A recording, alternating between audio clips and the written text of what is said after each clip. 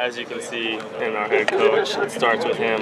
I mean, my energy feeds off him, so there was never a doubt from Coach Graham, Coach Norvell, that game was ever over. As long as there's time on the clock, we're still going to keep going. We got explosive players all throughout our 4 wideouts and our running backs, as you can see. And basically, it's just kind of it's a representation of the character of our team.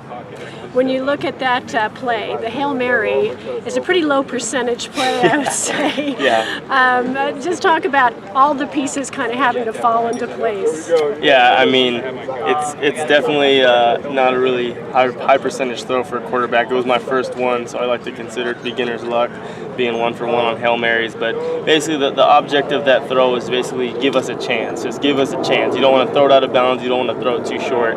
So I figured I'd throw it as high as I possibly can. I warmed up before it, and just basically gave us a chance. And I mean, as you guys all know, Javen Strong, it doesn't even surprise me that he makes that catch. So did you guys think at all about doing maybe a pass to the sideline and in that time and try to get in field goal range at all? Yeah, I mean, it was definitely a thought. Coach Norvell talked to us about it afterwards, just about his thoughts on those types of situations. But basically, teams are ready for those types of plays, and basically, if we did that and we incompleted the ball, or God forbid, we didn't get out of bounds, there goes the game. So we were in striking range, and I could throw it.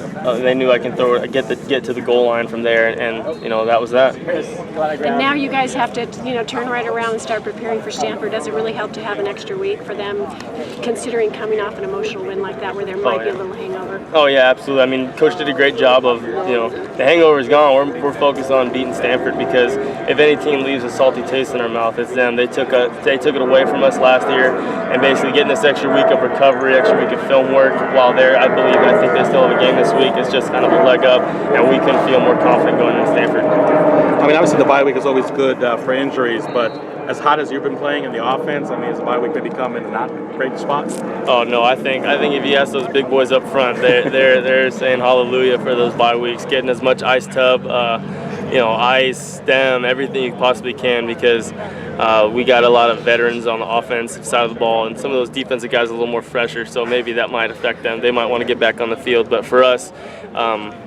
it's gonna be exciting to kind of watch Stanford this Saturday and recover for us personally. So that's a good thing about inexperience. The younger guys heal faster, right?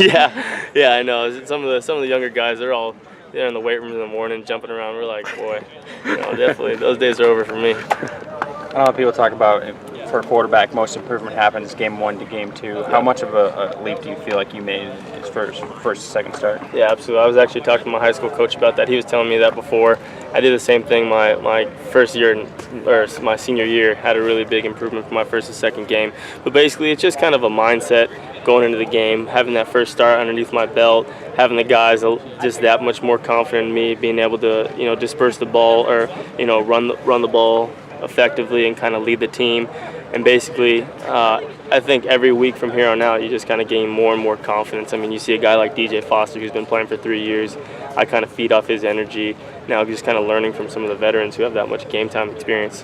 What did you think was the biggest thing you did better in the second start than the first? I think it's pretty obvious, just not turning the football over. I mean, that was in the back of my head every single play. Not that that's like the one focus that I'm thinking about before every snap, but it's just kind of like, it's just like a personal, it's almost like a lifestyle for the quarterbacks here at Arizona State. For the next 20 years, as long as Coach Graham is here, that you're going to see that and it's part of our heart now. It's just, you don't ever want to put the ball in jeopardy even. It's not even a fact. So going into that game, that was my one personal goal, if I were to have one, obviously to win the game. But if we don't turn the ball over, we win. We fair to say that was more of a challenge against USC just because the caliber of secondary, the disguised coverages compared to UCLA? I mean, they're both such great opponents. I mean, as you can see, they're both top-notch teams. I mean, they recruit just as well as anybody in the entire country. But USC did so many great things, but you win the game up front, offensive and defensive line, and their defensive line did an outstanding job getting pressure, and just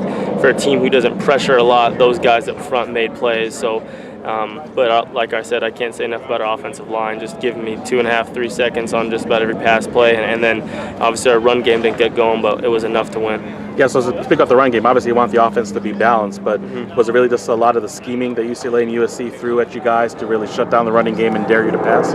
No, I mean, they didn't really do anything, specifically to stop the run or to stop the pass. It's just obviously in certain situations it calls for us to pass the ball. So late in the third quarter and the fourth quarter, it was pretty obvious that we needed to pass the football. But we had a great running scheme going into that game. A couple little